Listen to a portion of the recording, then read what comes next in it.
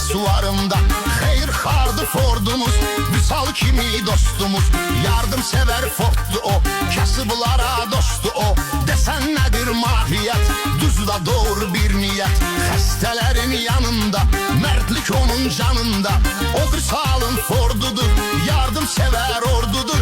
Şəhidlərin şəklini vurubdu öz Forduna. Gəlin aferin deyək yurdun igid oğluna. Yazdığım bu rəvayət yazılıbdı Vüsal üçün. Ləman Puşkin adından hədiyyədir onun üçün.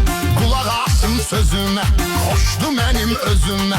Yazmışam rəvayəti mən Vüsalın özünə.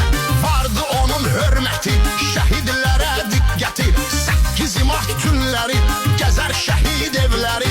Təbrik edər anaları, unutmaz o onları. Vüsaldı bax onu edən, heç bir xeyri güdmədən. Sözü ötürək dastana, səs yayılsın hər yana.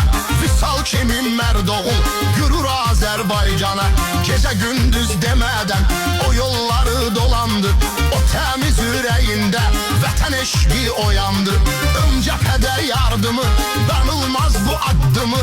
6 il öncəsində vətən müharibəsində bizim əskərlər üçün gəzib səngərin için aparıbdı ərzağı.